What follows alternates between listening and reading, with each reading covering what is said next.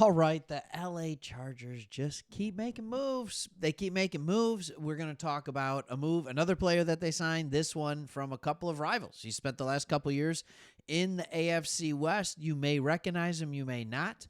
But I'm going to talk about, why he could make a difference with the Chargers because, quite frankly, the Chargers have better coaching. I think that's really easy to say. But then we're going to talk about some unexpected good news that they got. Honestly, there's a lot of good news. Double dose, triple dose, whatever you want to call it, of good news coming to the Chargers. They have the strongest position group in the NFL at this position, according to PFF. We're going to talk about that as well. Before we get into all that, if you are unfamiliar with this channel, we talk the Chargers, but we are not outright Chargers fans. We are Detroit Lions fans. Me, my buddy Chris, we started this because we thought LA was the perfect place to follow a team on YouTube. We already have a channel, Sports Talk Detroit, but we're Michigan fans. We love this guy, Harbaugh, and always loved the Chargers growing up. They're like our AFC team, and so we just enjoyed it, so we want to do it. First, let's talk about the move that they made first, and then some of the good news that we can really hop into. All right, they made a move. All right, they just keep coming. First, it was signing a wideout, rewarding a tryout player with a roster spot. Now it's signing linebacker Mauga out of USC. He entered the NFL in 2022 and now play for his third AFC West teams. All right, they did waive linebacker Jeremiah Jean-Baptiste in a corresponding move. All right. You may remember Mauga is a guy who played for the Broncos and then last year played for the Raiders. So what do they see in him? One of the things that has always been very important to Jim Harbaugh is special teams, and linebackers have the ability to play special teams often, and this is a guy that played 250 special team snaps last year for the Raiders. I think that if he has a line to make this team, if he has a way to make this team, it is as a special teams player, and then he might be able to surprise a little bit if he ever has the opportunity to get on the field.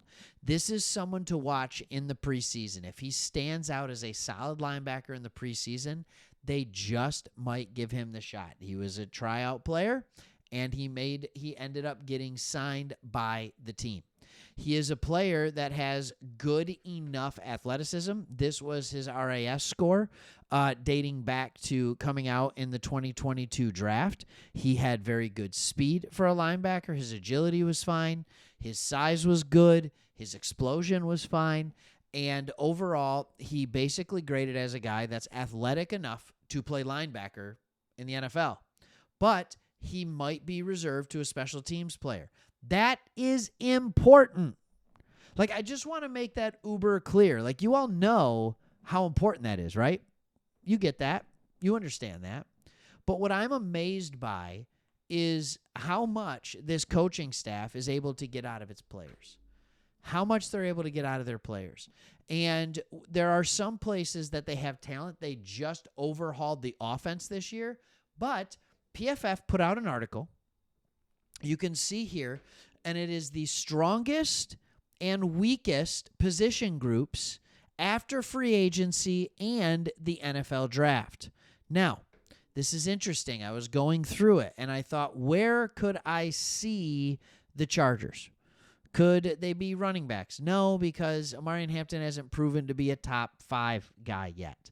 Could it be offensive line? No. The tackles, maybe, but they didn't do it guard and tackle. They just went by offensive line as a whole. Tight ends, we know it's not going to be that. Defensive line, they had a case last year, especially on the edges if they did defensive ends only. But I was surprised when I got to the back end. I have to be honest. I told you I'm a Detroit Lions fan. So when I saw what is the best safety duo in the NFL, I naturally was scrolling to the bottom and thinking to myself, the Detroit Lions are the number one safety duo. That's what it's going to be. It's Kirby Joseph and it's Brian Branch. They're number one. However, not so fast, my friends, because they have said actually the strongest is the LA Chargers. Here's what they had to say in a tight battle between the Lions, yes, my Detroit Lions, and your LA Chargers. The top-ranked teams in PFF grade from their safety units in 2024. LA's depth at the position earns the unit the top spot. Of course, you have Derwin James Jr., might be the best safety in the league. He was a star. He posted an 80.8 PFF overall grade, his best since 2019. Again, people are put in position to succeed under this coaching staff. It is really simple. Alohi Gilman is a solid starter. He was not as good as he was in 2023, but Jefferson and Elijah Molden both proved valuable in spot start duty in 2024.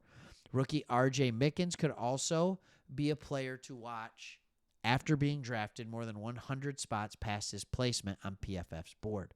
So they love who you were able to draft, but they also love who is on your team. Who is on your team? And so, and who the depth is. Here's the thing that I think is very interesting to watch. They said that Elijah Molden was good and Tony Jefferson in spot starts. When you look at defensive snap counts, number one, Derwin James at the safety position with 1,059 snaps. Number two was not Alohi Gilman.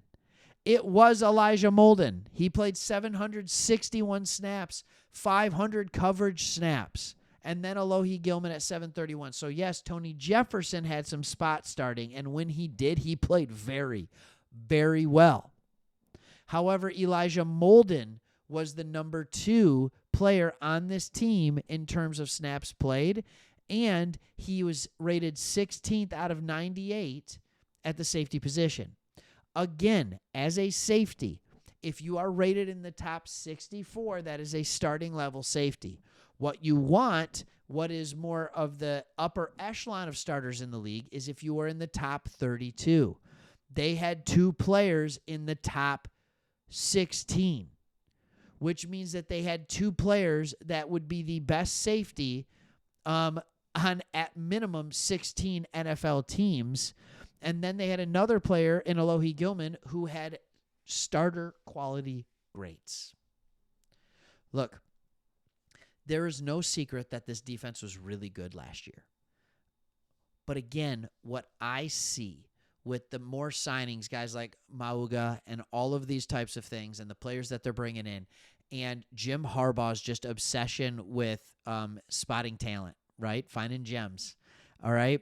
Spotting needles in a haystack. He is obsessed with that right now, and I think that's because there was a thin line last year with the depth. And this year they have created much greater depth on this team that can withstand the injuries that will happen in an NFL season. And that is why I am so much more excited about this Chargers team this year than I was last year, because last year it felt like they were weak at positions and they lacked depth.